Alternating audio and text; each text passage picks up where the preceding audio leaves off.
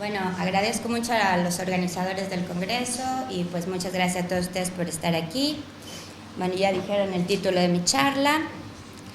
Este es un poquito el guión que pienso seguir, ¿no? Voy a hablar un poquito de autopoiesis, no me quiero enfocar demasiado en el tema, ni en los debates al respecto, ni en sus problemas particulares, sino más bien plantear cómo la autopoiesis es más bien una excelente plataforma epistémica para ramificaciones que van justo hacia ciencias cognitivas, hacia psicología.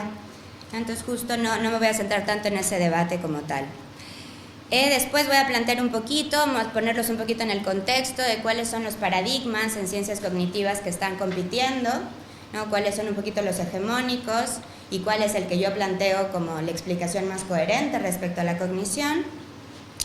Después voy a hablar de la enacción, ¿no? Esta propuesta maravillosa que plantea Francisco Varela en los 90s y que ha tenido muchos desarrollos, ¿no? Sobre todo porque además Varela plantea cuestiones experimentales. Entonces esto, además de darle una base teórica, le da una base experimental muy importante. Después voy a dar un poco mi argumentación, ¿no? Que es la explicación constructivista a partir de la interacción, ¿no? La interacción va a ser el foco característico de mi argumento, y la autonomía del agente cognitivo. Y bueno, finalizando un poco con como tal, los procesos cognitivos de alto nivel, como corporizados y naturalizados, enfatizando que esta es una investigación en progreso, no solo mía, sino de todos los investigadores que siguen estas líneas teóricas. No es algo acabado, no es algo que de alguna manera se están construyendo modelos teóricos al respecto, entonces que eso lo tomen en cuenta.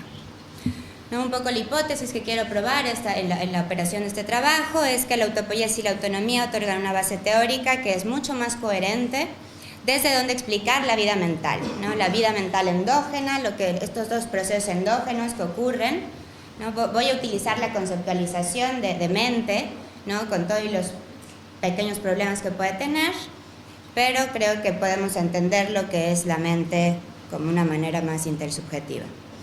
Los procesos subjetivos, tales como la abstracción o la imaginación, son mejor explicados desde una epistemología naturalizada y dinámica,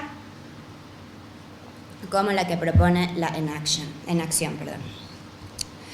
Un poquito la base explicativa, ¿no? De donde viene mi argumentación, pues es primero que nada esta autopoiesis como esta plataforma epistémica, la autonomía, la idea de los sistemas autónomos, que es mayor desarrollada, empieza con Maturana y Varela, pero la desarrolla bastante más Francisco Varela, la idea de emergencia, sobre todo una emergencia epistémica, la idea del agente humano vivo, ¿no? Es muy importante plantear la cuestión de la vida en el agente humano porque esto le da la idea de que cambia, ¿no? De que tiene procesos ontogenéticos que son dinámicos en la interacción con el ambiente y consigo mismo.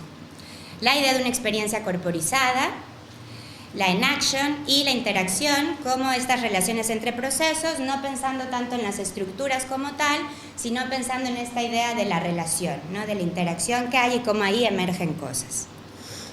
Entonces, bueno, un poco ya como plantearon en las charlas de ayer, ¿no? Hay todo un contexto de ideas. O sea, las ideas no nacen por sí solas, no es una generación espontánea que de pronto, autopoiesis, ¿no? Autonomía, ¿no? O sea, hay un contexto, ¿no? Como bien explicó Thomas Kuhn, como bien explicó Ludwig Fleck, ¿no? Hay contextos históricos en donde empiezan a aparecer ideas. Ayer se habló bastante de algunos de estos sujetos, ¿no? Ashby, Bob Bertalanffy, ¿no? Piaget, que lo mencionó ahorita Leo, ¿no? Que de alguna manera fueron planteando ideas muy similares, Russell, ¿no? Wiener, ¿no? Que fueron también creando esta atmósfera en donde empieza a surgir la idea de autopoiesis. No me voy a centrar demasiado en la definición, ya ayer la plantearon, pero pues como casi todos los que estamos aquí, sabemos que autopoiesis, bueno, este concepto creado por Maturana y por Varela, ¿no? Que lo que trata de implicar es la idea de una organización básica de lo vivo, ¿no? Como hay un orden de sucesos que deben coexistir para que la vida exista y no la falta de vida. Eso es muy importante. ¿Qué es lo que hace viable? ¿No? ¿Qué procesos hacen viable que algo exista, que algo se mueva, que algo esté en el mundo? Una autoproducción continua de los elementos que lo particularizan e identifican como una unidad identitaria. Y además, algo muy importante es que va a plantear una distinción ontológica entre los procesos de producción, regeneración y una unidad concreta que se distingue del entorno en el que existe, pero que depende de él y está constituido por él, ¿no? Esto obviamente ha dado pie a muchos debates, ¿no? Porque ahí podría llegar a vislumbrarse una cierta paradoja, pero veremos que no es para tanto. Entonces, justo en realidad, aunque la autopoiesis se crea, ¿no?, con la idea de explicar un nivel de organización molecular, ¿no?, incluso celular, por eso se podría pensar que llegar y dar un salto cuántico a de que de la autopoiesis brinquemos a organismos multicelulares como los agentes humanos, ¿no?, podría no tener una explicación como tal, pero en realidad simplemente funciona como una unidad explicativa muy viable, ¿no? Entonces, sobre todo lo que yo enfatizo de la autopoiesis es la idea de vida, la idea de movimiento, ¿no?, y que además, pues obviamente va a propiciar una tradición, ¿no? La idea de que la actividad de un organismo sobre el medio viene con una perspectiva, eso es importantísimo, ¿no? ¿Por qué? Porque el agente es activo, el agente está interactuando constantemente, el agente no es pasivo, no está sentado esperando a que el mundo choque contra él y que él se lo pueda representar con fotografías o con una grabación de lo que escucha, sino que la gente está constantemente activo sobre el mundo y está interactuando con él, lo construye. Y esto obviamente llega un poco a la idea de emergencia, ¿no?, en donde los distintos niveles de organización van a tener una cierta autonomía esencial y causal que va a requerir de explicaciones y leyes distintas. Ahorita vamos a ver un poquito más específicamente la idea de emergencia, porque lo utilizo mucho para la cuestión de la cognición de alto nivel. Y los procesos del nivel emergente van a tener poderes causales sobre los procesos del nivel de origen. Esto es muy simple cuando se piensa en la intencionalidad, ¿no? O sea, cuando yo tengo ganas de realizar algo, de alguna manera lo que emerge como la idea de una mente emergente va a estar actuando sobre mi cuerpo porque voy a decidir mover las piernas o decidir agarrar el micrófono. Entonces eso se ha explicado como formas de emergencia pues más débiles, ¿no?, en donde una mente va a estar invadiendo de alguna manera las corporizaciones. Varela también hizo estudios bien interesantes sobre la epilepsia, en donde vio esta manera en cómo cuando un sujeto podía evitar las crisis epilépticas, sí se ponía a utilizar otras modalidades sensoriales. O sea, cuando los pacientes tienen epilepsia tienen algo que se llama aura, que de alguna manera les dice que ahí viene la crisis. Entonces Varela trabajó con varios sujetos en ese momento y cuando los hacía pensar en cosas distintas o charlar en cosas distintas o utilizar modalidades sensoriales diversas, lograba que la crisis epiléptica no se produjera. Y bueno, ¿por qué esto es importante para explicar la cognición humana? Es importante mencionar que, bueno, el cognitivismo representacionalista, que también se le ha llamado computacionalismo, es una visión, un paradigma que de alguna manera, yo no diría que sigue siendo hegemónico, creo que justo ha ido perdiendo bastante poder explicativo, pero que por mucho tiempo, quizá por más de 25 años, fue el paradigma que explicó la cognición humana, ¿no? Donde pues, la metáfora que se utilizaba era la metáfora computacional, ¿no? Pensar la mente, pero empezar únicamente como un cerebro que computa, ¿no? Que cuando está codificando el mundo es un procesamiento de información en donde llegas, ves un mundo que está ya construido previamente y tú con tu procesador central lo vas significando. Lo simbolizas, lo significas y entonces puedes actuar sobre él, ¿no? Que es también una idea funcionalista, ¿no? Muy a la Putnam. Y bueno, representantes de esto son Newell, Simon, ¿no? Que son más de los 50, Fodor, que fue muy famoso, de hecho su libro, La modularidad de la mente, fue un libro central para las ciencias cognitivas por mucho tiempo, Pilishin y bueno, muchos otros. Principalmente los presupuestos que van a argumentar es, para empezar, que la cognición es una resolución de problemas, ¿no? Que lo que haces cuando estás cognizando es resolver problemas a través de la manipulación basada en reglas fijas de representaciones simbólicas abstractas. O sea, es, como pueden ver, pues una metáfora de una computadora. O sea, es lo mismo que haría una computadora pensándolo en el cerebro vivo de un ser humano. El mundo externo está predefinido, el procesamiento de información central solo ocurre en el cerebro, el cuerpo es completamente epifenoménico, ¿no? Incluso eso es muy interesante porque hay toda una investigación sobre los artefactos que utilizan en los laboratorios, y fue interesante que la demarcación que hay en la neuroanatomía es que el sistema nervioso central pues es el encéfalo y la médula espinal, y el sistema nervioso periférico pues son los restos de nervios que están por todo el cuerpo. Pero como era muy difícil estar trabajando con un cerebro que tuviera una cola, pues simplemente cortaron la cola, ¿no? Pensando que bueno, pues es importante la médula espinal, pero pues no nos sirve tanto como forma de manipulación. Entonces es muy interesante ver cómo pues cortan la cola, y al cortar la cola pues también cortan el cuerpo, ¿no? Entonces por eso también se enfocan mucho en el cerebro como vehículo en el cual se cogniza. La inteligencia se ve simplemente como formas de razonamiento deductivo, ¿no? Por lo tanto lo que necesita son sistemas lógicos, es sumamente localizacionista y las funciones cognitivas están encapsuladas.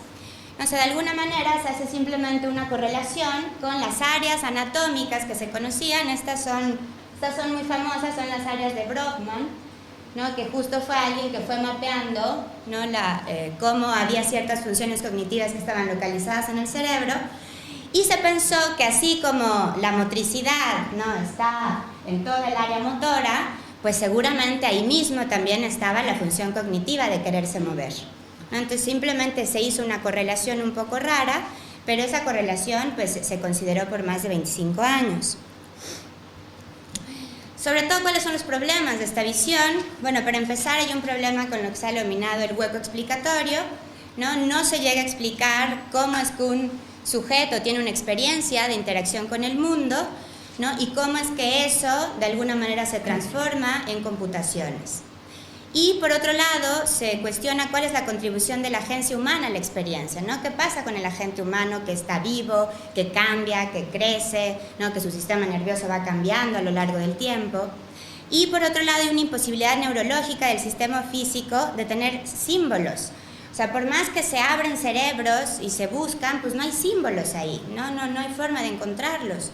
Entonces, ¿eso qué te demuestra? Que también es una idea que está muy lejos de la biología, muy lejos de los sistemas vivos, porque precisamente pues los que crean esto son los que después crean la inteligencia artificial y que justo pues no consideran estos procesos vivos. Por otro lado, el procesamiento de información va a requerir de reglas secuenciales, por lo tanto, en realidad yo no podría estar agarrando el micrófono, hablando y moviendo mis manos, porque solamente podría hacer una cosa a la vez. Eso también pues se termina haciendo un modelo que está muy lejos de una cognición real. Y además pues es localizacionista, no distribuida, y eso también cuando empiezan a experimentar con sistemas nerviosos, pues no solo de seres humanos, sino de primates o de otros mamíferos, pues empiezan a dar cuenta de que al parecer pues los procesamientos de existir pues están mucho más distribuidos, no están tan localizados y encapsulados en una sola área. Hubo un debate muy interesante respecto a las representaciones mentales, ¿no? ¿Qué son las representaciones mentales? Pensando que justo podían ser analógicas, ¿no? O sea, que cuando uno estaba viendo el mundo, lo que se te quedaba en el cerebro, pues era una fotografía de ese mismo mundo, ¿no? Por un lado podía ser pictórico, o sea, analógico con respecto al mundo, pero también había otro grupo de investigadores que lo que consideraban es que era descriptivo y proposicional, o sea que simplemente teníamos un mentalés, como le denominó Fodor, de alguna manera un lenguaje cerebral en el que cuando te representabas el mundo, esto se transformaba, ¿no? En mapitas como estos, ¿no? En un lenguaje cerebral que era lo que te explicaba el mundo. Al que pongo aquí es a Koechlin, que es el que propone más que eran pictóricas analógicas como en forma de fotografías, y sobre todo los que optan por esta, pues incluso es Chomsky, ¿no? Como uno de los principales promotores. Pongo de más atrás la idea de Descartes, porque esto de alguna manera sigue muy atado a un dualismo metafísico en el cual justo tenemos dos mundos, ¿no? Separados, y simplemente lo estás representando. Yo considero que aquí hay una falacia homuncular muy clara, ¿no? Se sigue pensando que hay un ojo de la mente, un oído de la mente, una nariz de la mente, ¿no? Un pequeño hombrecito que está ahí simplemente realizando estas representaciones. Y me pregunto, ¿es suficiente materializar la mente viva solo con el cerebro? ¿Solo el cerebro es el que nos va a ayudar a interactuar el mundo y organizar toda esa información, de existir esa información? Hubo un segundo intento, muy actual también, que es el conexionismo. Surge más o menos en los 80s, y que lo que plantea es que más allá de un procesador central, lo que hay son redes neuronales, ¿no? Entonces se hace el famoso perceptrón, ¿no? Y todas estas ideas de simular a las neuronas como formas de redes neuronales, ¿no? El conexionismo es interesante porque de alguna manera da pie a la inaction, al inactivismo, porque empieza a plantear procesos autoorganizativos, de alguna manera empieza a plantear emergencia y deja de considerar a los procesos encapsulados y más bien los postula como cuestiones que están más distribuidas por todo el sistema. Pero seguimos un poco atados. La naturalización solo se queda en redes neuronales. ¿Podemos realmente pensar en un modelo en donde el cerebro solo tiene redes neuronales? ¿No? Yo creo que no. Y entonces empieza a surgir enaction, ¿no? Que también se le ha denominado el dinamismo corporizado. Surge en los 90s por Francisco Varela, y lo que plantea es que la cognición se produce por el acto de moverse y manipular de un modo activo, que eso es lo que implica la cognición, no un procesamiento de representaciones amodales, no simplemente redes neuronales trabajando, sino que la cognición implica movimiento. El modelo explicativo que utiliza es que los procesos cognitivos emergen de una causalidad no lineal y circular, de interacciones sensoriomotoras continuas, que pueden pensarse también como patrones recurrentes organizados, que tienen como vehículos al sistema nervioso, al cuerpo y al ambiente, de agentes autónomos y situados en un contexto histórico particular. Eso también es muy importante. O sea, Varela es de los primeros en proponer que además tenemos que pensar que los agentes están en un mundo particular, que eso también va a codeterminar sus estados cognitivos. Entonces, de pensar en esta mente como procesadora, se empieza a pensar más en una vida mental endógena y a la cognición como un fenómeno temporal que está entendido solamente a través de sistemas dinámicos, de sistemas que cambian, de sistemas que tienen atractores. Y la vida mental como tal son compensaciones autoorganizadas por la interacción con el entorno, interacción constante con el entorno. De ahí surge. Entonces, de alguna manera ya no es el agente, ¿no?, como sujeto, ya no es la cosificación de este mundo como objetual, sino lo que importa es esta interacción que hay, donde tenemos que enfocarnos ahora es ahí, en eso que está en medio. Bueno, hay gente que lo dice antes de ver esto. Bueno, Varela, obviamente, Kiverstein, Di Paolo, en el IAS Research, Stewart, con el que Di Paolo también hizo un libro. Entonces, pues de alguna manera lo que esto trata de mostrar, ¿no?, es que la vida mental está corporizada y siempre con respecto a las posibilidades de movimiento que tenga un sujeto. Siempre. Las particularidades de tu cuerpo, cómo te puedas mover, cómo conoces tú tu cuerpo, es lo que va a determinar tu vida mental, ¿no? Si yo no veo bien de un ojo, pues eso va a determinar mi cognición. Si yo no escucho bien, eso va a determinar mi cognición. Si yo no puedo mover una de mis piernas, eso va a determinar. Mis particularidades biológicas codeterminan lo que yo tengo en mi cognición. Entonces no podemos seguir pensando que lo que tenemos adentro son representaciones estáticas que no cambian nunca y que simplemente son un correlato con el mundo, sino que son también, así como yo me estoy moviendo, ¿no?, también eso es lo que está en mi vida mental. Mi vida mental también está corporizada.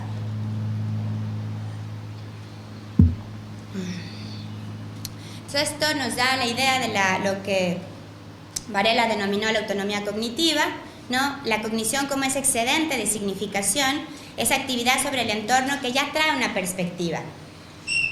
De alguna manera el acoplamiento no es completamente equilibrado, no es que sea una codeterminación igualitaria, sino que la balanza va a estar ligeramente inclinado del lado de lo vivo, ya que activamente se va a acoplar con el ambiente.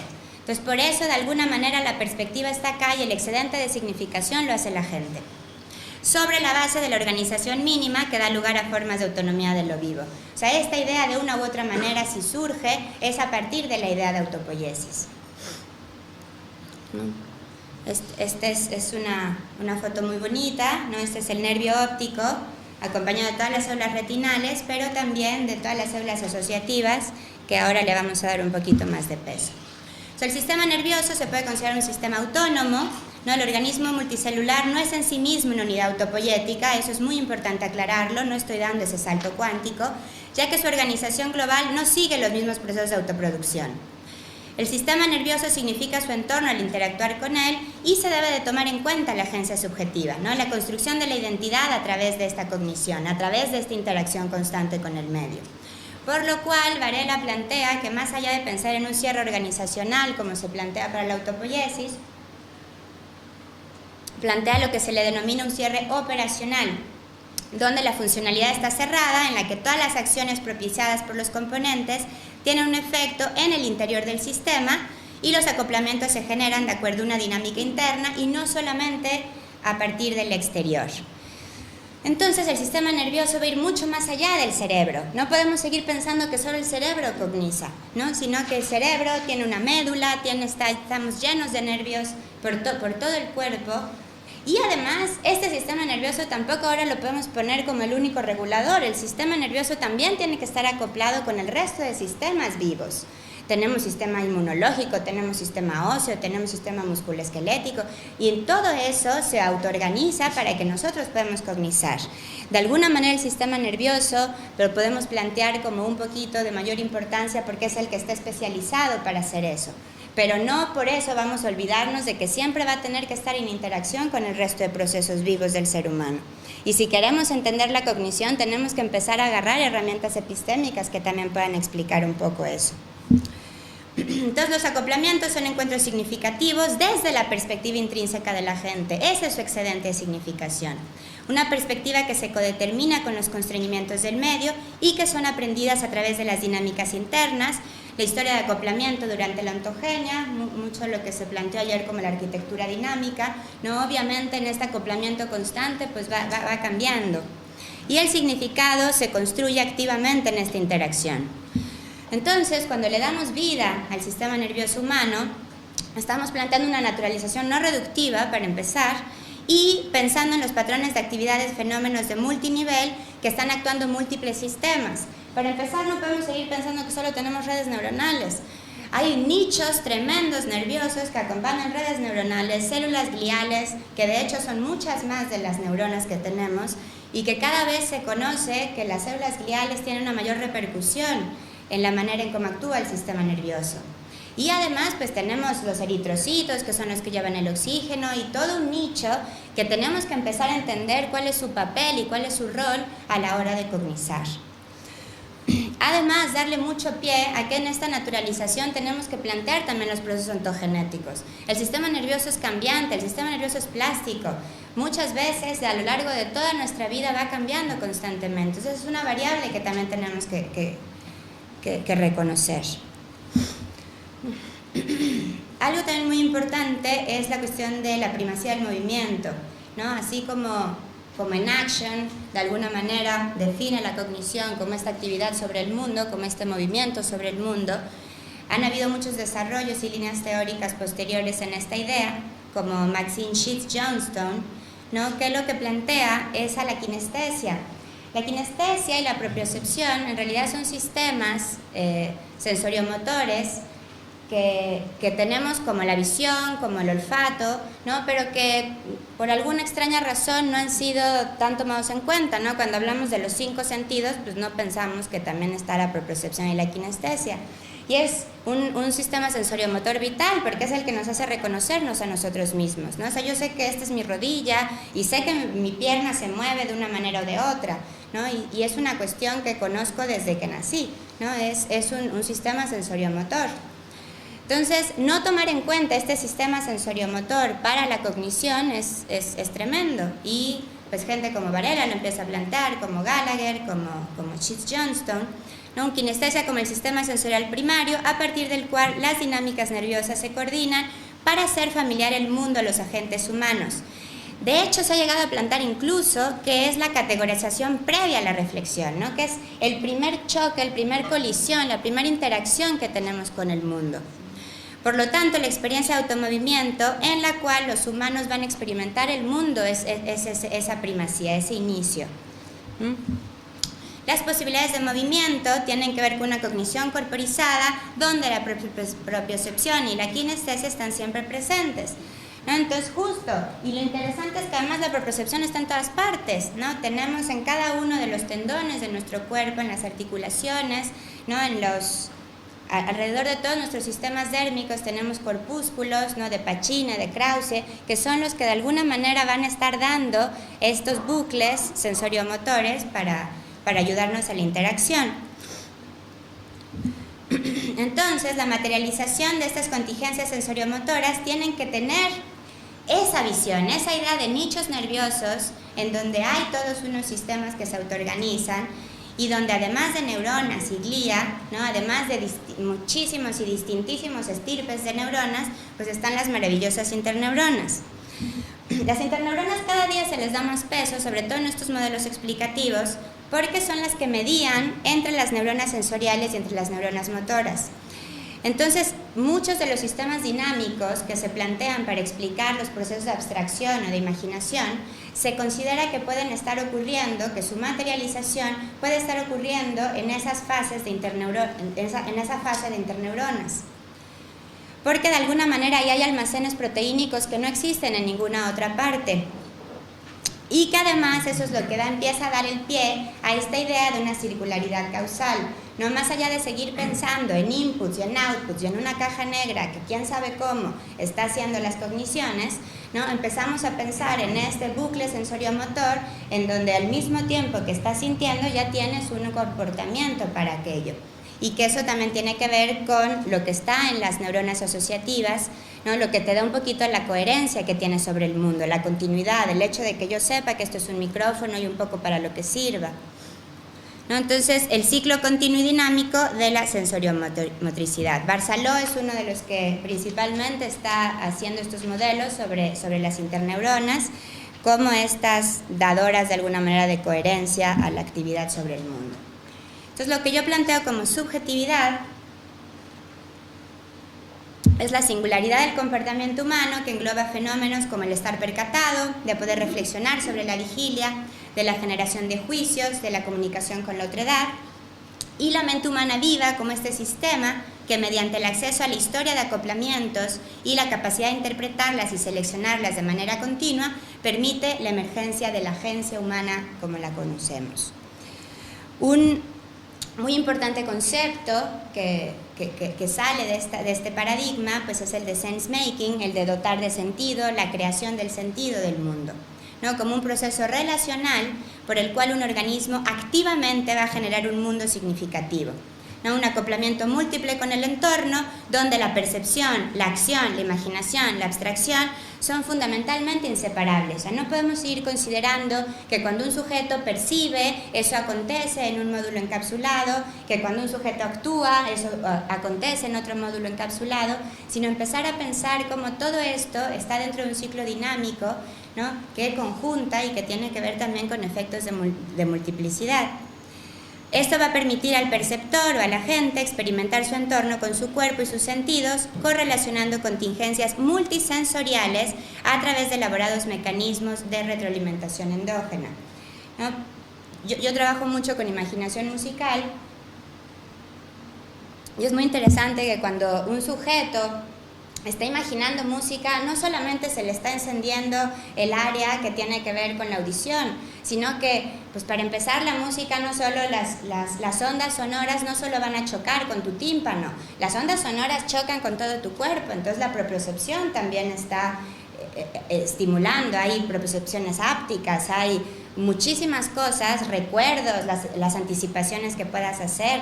Entonces, de alguna manera, cuando un sujeto está imaginando música, son muchísimas las cuestiones que están aconteciendo. No es solamente que se está representando auditivamente la música, sino que hay imaginación, sino que hay anticipación, hay expectativas, hay recuerdos, hay bastantes cosas que implican esta ontología continua.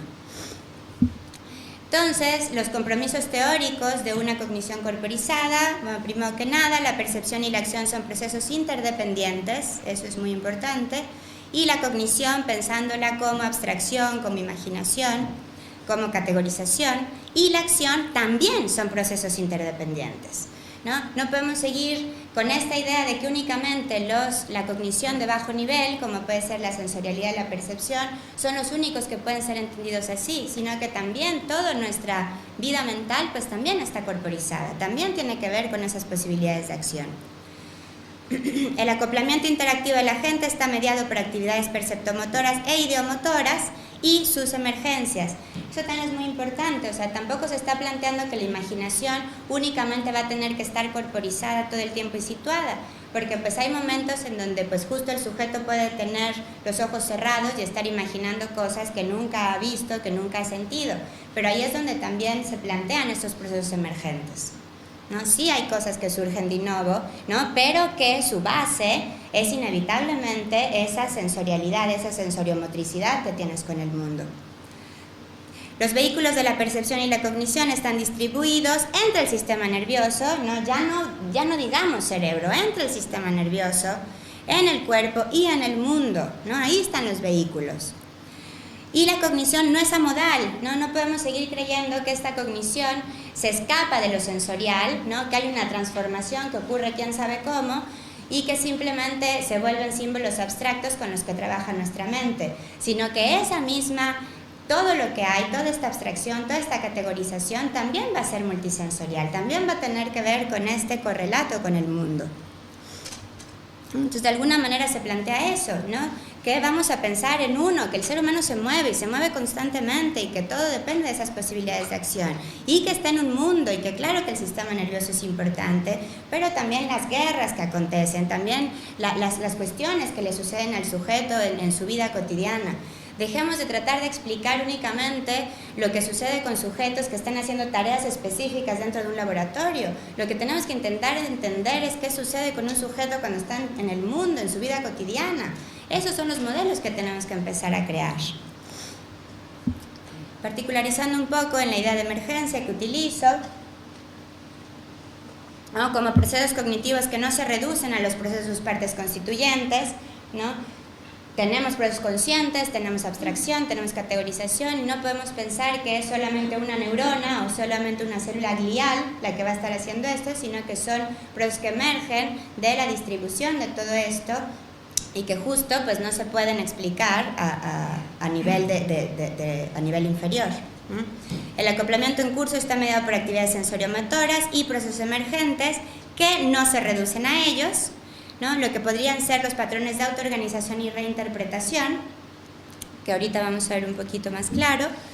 Algo muy importante aquí es que se está tratando de superar la dicotomía bottom-up y top-down, ¿no? O sea, la idea del bottom-up es que justo es esta idea funcionalista del input y el output, ¿no? O sea, que justo cuando tú sientes el mundo, ¿no? Viene de abajo hacia arriba y después tu cerebro categoriza lo que está aconteciendo y entonces respondes, ¿no? Entonces la idea justo de Naction es tratar de superar esta dicotomía y pensar los procesos como circulares, ¿no? En donde bottom-up y top-down pues son parte de un mismo bucle. Y este es un poquito el bucle que postulo yo, ¿no? O sea, por un lado están las irregularidades perceptomotoras o sensoriomotoras, ¿no? Como cuando un sujeto está, por ejemplo, tocando el piano, pero por otro lado tienes toda esta vida mental endógena que va a estar acompañando a tu cognición, que le va a estar dando categorías, que le va a estar dando continuidad, que le va a estar dando coherencia, ¿no? Que el sujeto pueda saber que lo que está tocando es un piano, ¿no? Que pueda recordar cómo tocarlo, que sepa la postura que utilizar cuando está tocando el piano. Esto obviamente no solo lo he dicho yo, ¿no? Esto lo plantea Varela en su último estudio experimental que hace en el 2001, y la denominó la Long Term Integration o la integración a gran escala, ¿no? Planteando y enfatizando mucho para empezar esta idea de un bottom-up y top-down en un mismo bucle como parte de una continuidad ontológica, ¿no? Y además dos ideas muy interesantes que plantea Varela es la idea de reciprocidad y de sincronía, ¿no? O sea, cómo de alguna manera esta multisensorialidad y esta idea de que no solamente realizamos una percepción aislada o no solamente realizamos una abstracción aislada, sino que cada uno de los procesos que ocurren en nuestra vida mental pues tienen una continuidad y que tienen una sincronía con otros procesos. En la experiencia corporizada es múltiple, ¿no? Hay percepción de distintas modalidades, hay imaginación, hay memoria, hay atención, hay afecto, ¿no? Hay una emocionalidad que también va a estar en cada una de estas cogniciones y que comparten esta misma continuidad ontológica. Además de Varela, también hay Susan Hurley, también plantea una idea muy similar, que es el modelo, es el modelo de circuitos compartidos, ¿no? En donde también plantea la misma idea, que hay una continuidad de la percepción, de la acción y de la cognición, donde los procesos cognitivos superiores, ¿no? Ella, por ejemplo, tiene muchos estudios con respecto al pensamiento contrafáctico, ¿no? Y sobre la imitación, y cómo estos se van a originar, ¿no? Van a tener también su base inicial en los procesos sensoriomotores. Se supera, lo que ella intenta es superar la distinción personal-subpersonal y plantear lo que ella denomina la interdependencia de los dos niveles. Aquí les pongo un pequeño videíto que lo que trata de mostrar, ¿no? Es cómo de alguna manera tú cuando experimentas el mundo, cuando tienes esta experiencia de interacción, siempre va a haber una interpretación constante. El sistema nervioso, cuando tú estás actuando sobre él, no tiene la suficiente capacidad, ni siquiera metabólica, para poder categorizar todo lo que está pasando. O sea, yo estoy ahora frente a ustedes y no podría saber quiénes son todos ustedes y categorizar cada una de las personas y las sillas y el proyector.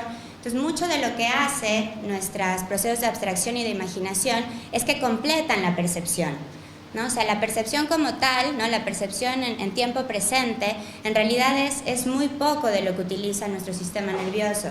Casi todo lo demás está completado, ¿no? Eso de hecho se le llama la compleción de la percepción, ¿no? Y hay millones de estudios al respecto. Por ejemplo, todas estas figuras gestálticas, ¿no? En donde uno puede completar la percepción de alguna manera, pues tienen que ver con eso, ¿no? Que tus procesos de abstracción y de imaginación pues completan la escena. Lo que se plantea es que justo estos procesos de cognición y abstracción, en esta sincronización como tal, tienen que ver con una actividad endógena autoorganizada que está en interacción constante por la extensa interconectividad.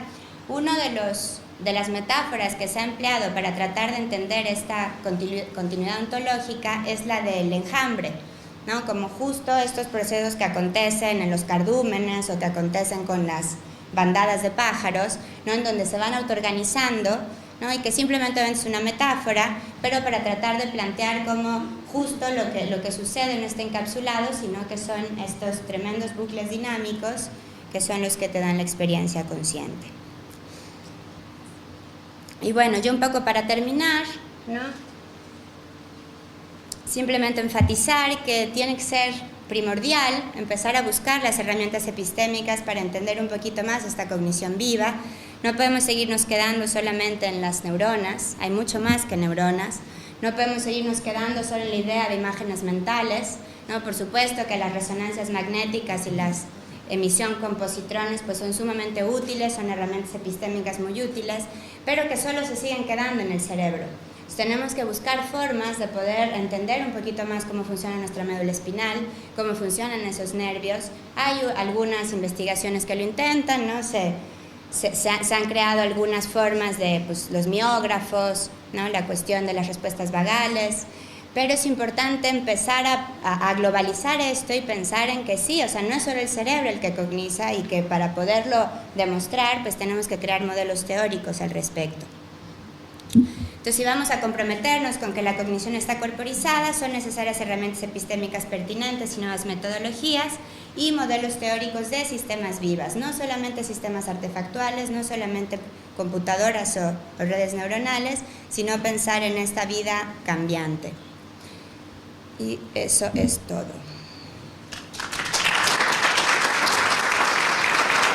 Yo tengo dos preguntas en particular.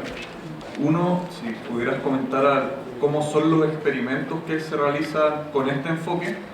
Y dos, los desafíos que se enfrentan respecto al paradigma anterior, es decir, con redes neuronales uno los puede representar matemáticamente, uno los puede poner en el computador, puede hacer que corran todo eso y es como, bien, porque es súper reducido. Pero ¿cómo se enfrenta este paradigma que es no reductivo a este tipo de situaciones? Generalmente los paradigmas que hacen modelos y ese tipo de cosas tienen más atención, se consideran más explicativos también. Ok, bueno, te respondo primero la segunda porque la primera ya se me olvidó. Pero, bueno, por ejemplo, Varela mismo creó una metodología muy interesante que se llama la neurofenomenología, que lo que hacía era utilizar sujetos en donde con formas de la fenomenología husserliana, ¿no? Les hacía tener como la idea de que realmente fueran a imaginar, por ejemplo. O sea, si vas a hacer una prueba experimental respecto a la imaginación, pues entonces adiestrabas de alguna manera a los sujetos para que lo que realmente estuviera aconteciendo fuera que imaginaran. Porque es uno de los problemas fundamentales cuando experimentas con cuestiones que no puedes medir como tal, ¿no? Que tú tienes que confiar en que el sujeto te está diciendo la verdad y que si el sujeto te dice voy a imaginar una melodía, el sujeto está imaginando una melodía. Entonces lo que decía Varela es que había que realmente lograr que el sujeto estuviera imaginando la melodía. Entonces hacía todo un método con los sujetos para que pudieran hacerlo. Y después los metía a resonadores y también con electromiógrafos, ¿no? Entonces de alguna manera, además de poder ver lo que estaba aconteciendo en el cerebro, también podía ver un poquito de algunas de las respuestas conductuales. Él también lo que hizo fue utilizar herramientas de la narratología. Entonces le preguntaba a los sujetos cuál era su experiencia como tal y a partir de ahí poder más o menos entender, ¿no? Si realmente lo que estaba viendo en la pantalla, ¿no? Ya sea del resonador o ya fuera de los electromiógrafos, tuviera una correlación con la experiencia que narraba el sujeto, ¿no? Yo creo que esas son algunas de las formas en donde puedes, uno, pensar en la experiencia, ¿no? Porque sí tenemos que pues, tener formas de modelar la experiencia subjetiva, ¿no? Y que además pues, tiene este acompañamiento sobre una evidencia experimental, ¿no? ¿Y cuál era la primera? Se respondió con la segunda pregunta, de cómo era su experiencia. Ok, muchas gracias. De nada. Una de las consecuencias del compromiso que tú has adquirido en tu presentación es que las personas tanto con discapacidad perceptual como con discapacidad motora tendrían, no sé, un desarrollo cognitivo distinto. ¿Qué opinas respecto de ese planteamiento? ¿Qué opino respecto a eso? Sí, ¿tendrían un desarrollo cognitivo distinto o no? Sí, seguro. Sí, o sea, pero eso no plantea que sea menor o mayor, sino que definitivamente va a ser distinto. O sea, si yo veo una escalera y estoy completa y me sirven mis piernas, pues veo la escalera y la puedo subir. Si alguien que ve una escalera y que no puede mover sus piernas, pues obviamente la experiencia que va a tener con la escalera va a ser muy distinta, ¿no? O sea, tus particularidades biológicas van a determinar tu experiencia con el mundo. Ese es mi compromiso fundamental. O sea, incluso la gente que tiene el Lockett Syndrome, ¿no? O sea, que de alguna manera pierde todas esas capacidades, su experiencia con el mundo se torna completamente distinta. Sigue teniendo una experiencia con el mundo, completamente de acuerdo, pero su experiencia va a ser completamente diferente. Tus particularidades biológicas codeterminan tu experiencia ante el mundo. Yo trato de hacer una pregunta antes de pasarla, porque precisamente tiene que ver con lo que acaba de preguntar Rodrigo y con lo que tú mencionaste, es acerca del síndrome de lock-in. Sí. Hay una película bien famosa donde retratan la vida de una persona, la escafandra y la mariposa, si no la han visto. Pero la idea de este síndrome, entiendo, es que la motricidad está reducida a un mínimo, o sea, puede mover apenas un poquito un párpado. Y lo interesante es que el personaje de esta película y muchos otros personajes parece que no pierden habilidades cognitivas de alto nivel. Él, dentro del transcurso de esta película, por ejemplo, escribe un libro completo donde, ¿cómo se hace si alguien le preguntaba, ¿quieres escribir una A o una B o una C? Y cuando llegara la letra que él quería escribir, cerraba un poquito el párpado. Es lo único que podía hacer, era bien espantoso. Entonces lo interesante es que sus habilidades cognitivas de alto nivel quedan, al parecer, intactas. Y entiendo que dentro de este programa lo que se quiere hacer es entender a la cognición de alto y de bajo nivel como siendo constituida por los loops de percepción-acción. Y acá la acción está reducida a un mínimo. Y sin embargo parece que la cognición de alto nivel no se ve reducida. Entonces, no sé si ves eso como un problema o no, en términos de entender la cognición como siendo constituida, no solo causalmente posibilitada por la acción. Para nada, al revés, creo que justo eso te demuestra cómo todo está corporizado, o sea, cómo justo el sujeto pues sigue teniendo una experiencia con el mundo y tiene una cognición de alto nivel, pues porque tiene memorias corporales, ¿no? Tiene imaginaciones corporales. Eso sigue existiendo en su cognición. O sea, aunque ya no pueda tener una experiencia presente con el mundo, pues tu experiencia de toda la vida sigue ahí. Entonces, eso es, hay un análisis bien interesante, de hecho, en el grupo, respecto a cómo sujetos así, además, al parecer, el hecho de que tengan una interacción social con otros agentes, también les ayuda a seguir teniendo una cognición, ¿no? Al ver cómo los otros sujetos se mueven, al sentir cómo los siguen tocando, ¿no? Al seguir teniendo esta interacción con los demás, siguen teniendo sus experiencias, ¿no? O sea, es como cuando tú, si alguna vez has hecho algún deporte, has notado que si dejas de hacerlo y después lo vuelves a hacer, vuelves a tener los mismos músculos, ¿no? O sea, de alguna manera una memoria corporal. O sea, tenemos que pensar que todos los procesos cognitivos están corporizados, ¿no? Aunque la experiencia presente no lo esté. O sea, yo puedo me pueden meter amarrada en el agua, ¿no? Con una total ausencia perceptual, ¿no? Y sigo teniendo experiencias corporizadas, aunque sea únicamente a nivel de mi mente, ¿no? No necesitas la experiencia en tiempo presente para que tu cognición siga estando corporizada. Yo creo que justo los ejemplos como el Locked-in Syndrome tienen que ver con eso, ¿no? En que justo pues, el sujeto, por supuesto, que va a tener teniendo experiencias, ¿no? Va a seguir teniendo recuerdos y todos ellos van a ser corporizados, ¿no? De hecho, si tú a esos sujetos los mapeas, ¿no? Las áreas sensoriales que se prenden siguen siendo las somatosensoriales, ¿no? O sea, si el sujeto está contando, por ejemplo, ese que cuentas, ¿no? Tenía una codificación, ¿no? O sea, 2 párpados era me duele, otros, o sea, hizo todo un lenguaje. Y ese sujeto, justo era interesante que lo que hacía era corporizar, o sea, cuando el sujeto hablaba, por ejemplo, de que estaba corriendo o que quería correr, las áreas que se encendían eran las áreas somatosensoriales de sus piernas, ¿no? O sea, la cognición siempre va a estar corporizada, aunque no esté en interacción presente. Es constitutivo. Gracias. Yo tengo una pregunta y después una reflexión chiquitita, o sea, preguntar tu opinión. Lo primero, respecto a las prácticas de aula y didáctica, ¿cómo se llama? Por ejemplo, Rafael Núñez habla mucho esto de lingüística cognitiva, de que hay un mapeo y que hay muchos gestos que revelan metáforas subyacentes corporizadas. Por ejemplo, él ha hecho estos estudios Aymara, ahora en Guinea, que también el tiempo pasado y presente tiene que ver con una subida de cerro. La gente aymara que el presente está acá, pero el pasado está acá y no allá, como los Wicca, digamos. Y yo, bueno, reflexionando eso, el año pasado hablaba con la Mary Jo Fielder, que es de Comité de Calidad de Educación de Obama, de que de repente estos sistemas de prácticas de aula o evaluaciones de prácticas de aula lo involucran un survey de qué tipo de herramientas usamos como profe para...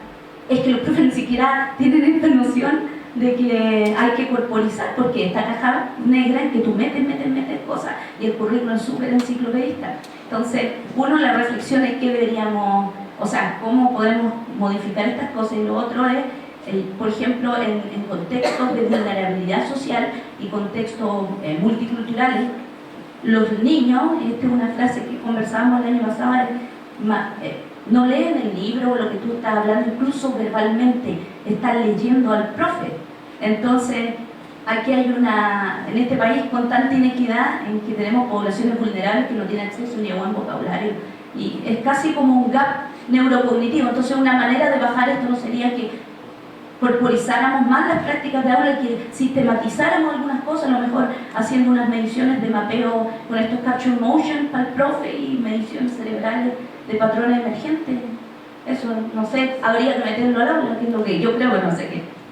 No, estoy completamente de acuerdo, ¿no? O sea, justo este tipo de desarrollos pues se tienen que ser prácticos, ¿no? O sea, si vamos a seguir solo haciendo modelos teóricos, pues también de qué sirve nuestra chamba, ¿no? Nuestra pega, ¿no? Claro, hay que empezar a...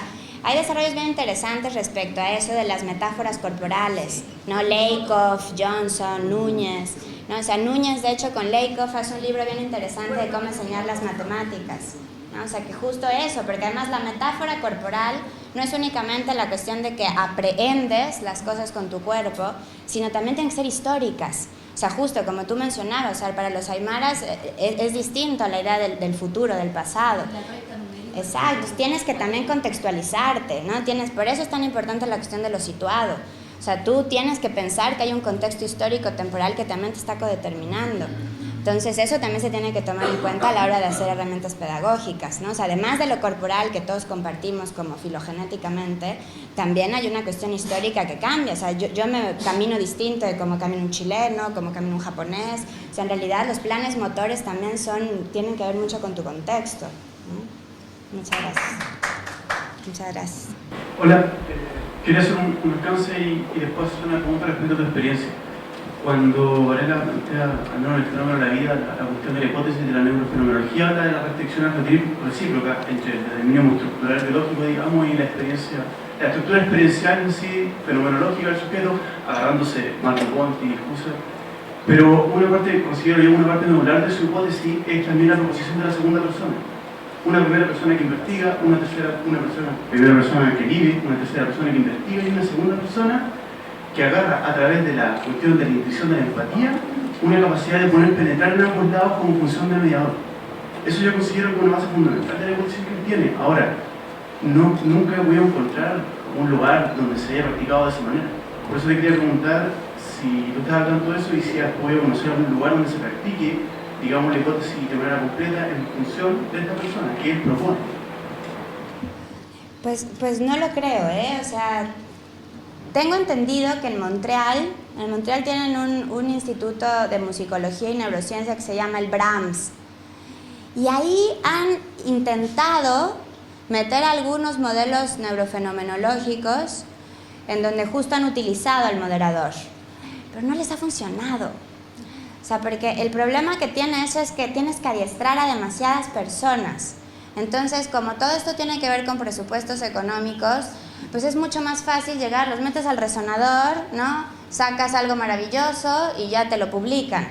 Entonces, como esto requiere mucho tiempo y mucho trabajo, como que las líneas teóricas, hay alguien que se llama Pérez, ¿no? Y otro que se llama Satorre, que han intentado un poco hacerlo, pero yo creo que pues no les alcanza la plata y, ¿no?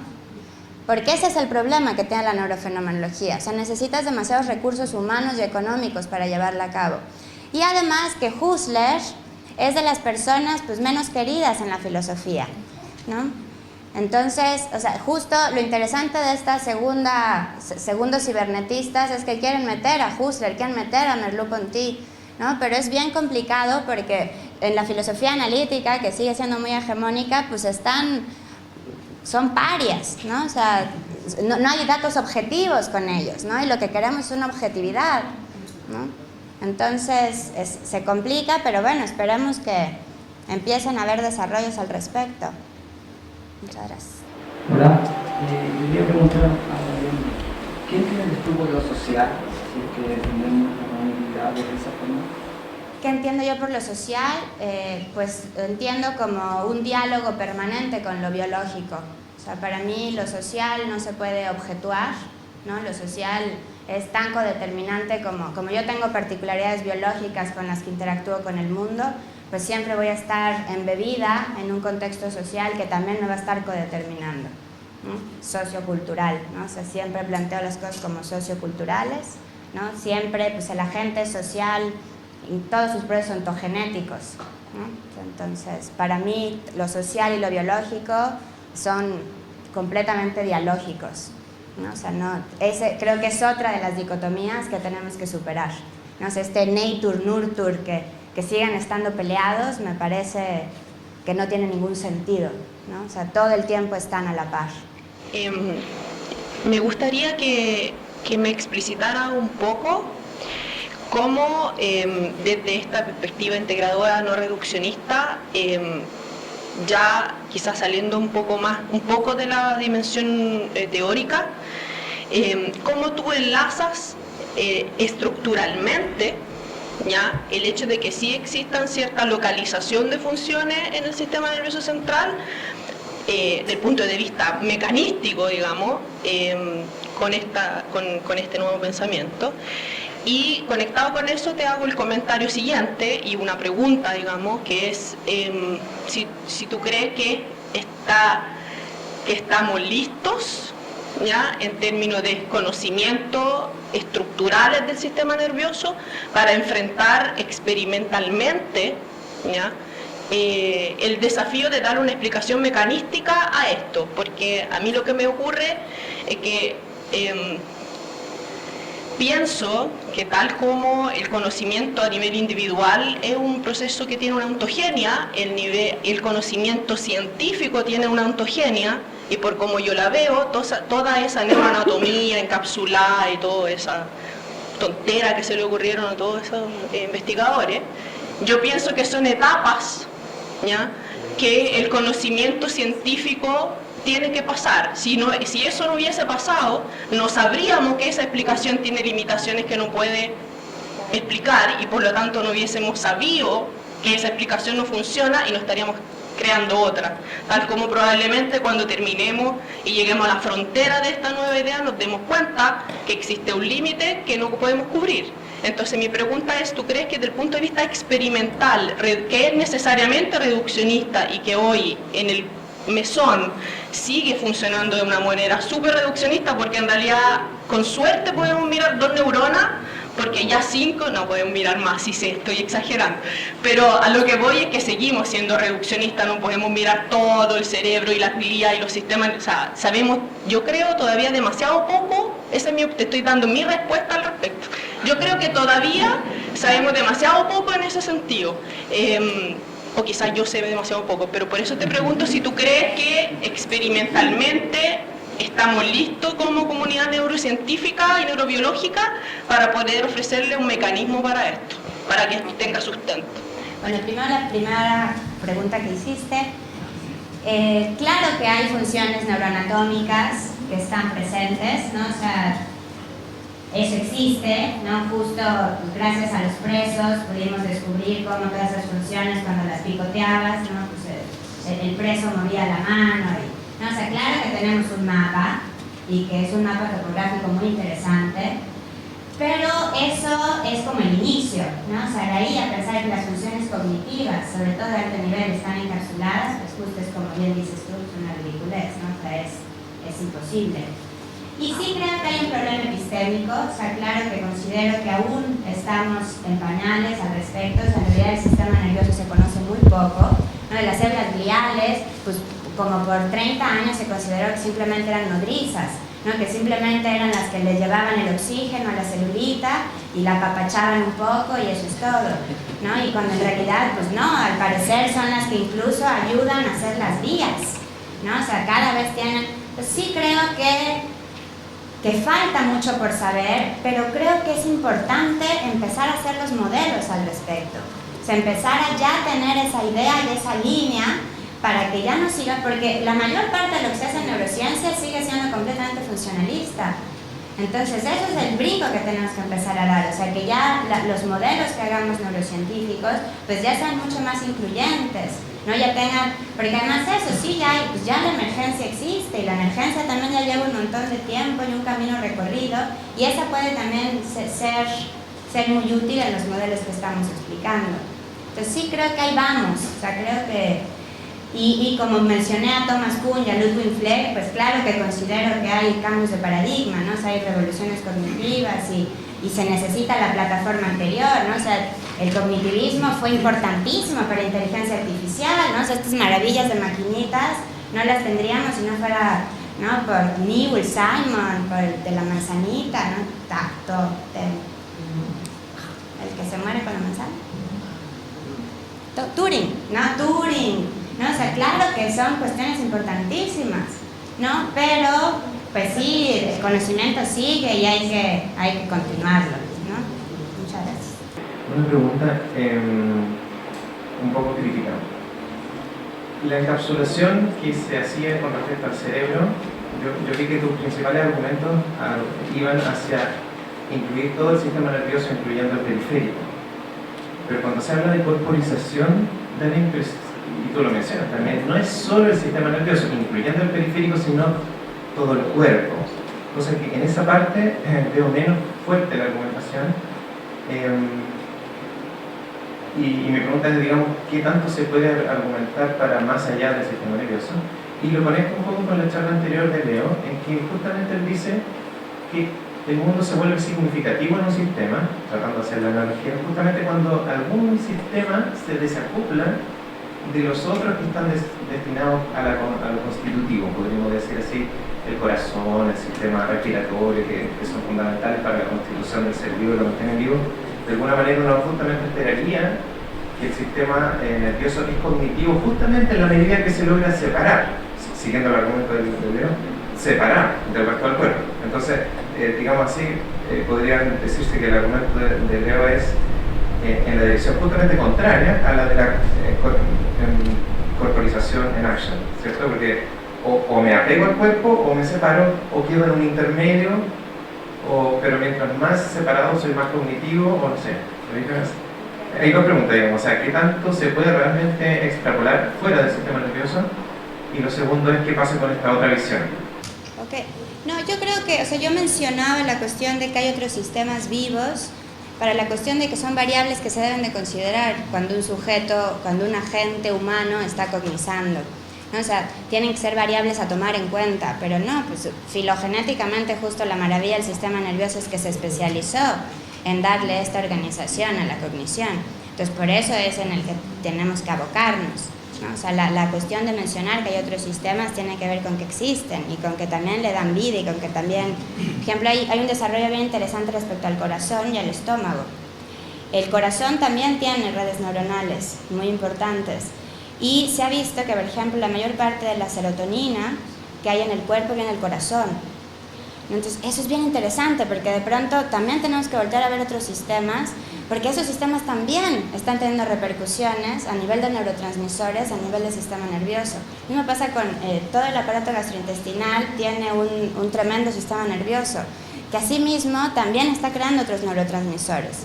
Entonces, obviamente, pues para hacer sobre todo modelos, pues necesitamos tener una mayor especificación, pero también no tenemos que ver que sí las cuestiones funcionan en una complejidad que le da también una autoorganización, ¿no? Y donde justo, pues quizá esas pequeñas variables pueden ser más importantes de las que estábamos tomando en cuenta. O sea, iba más allá la idea de ese argumento.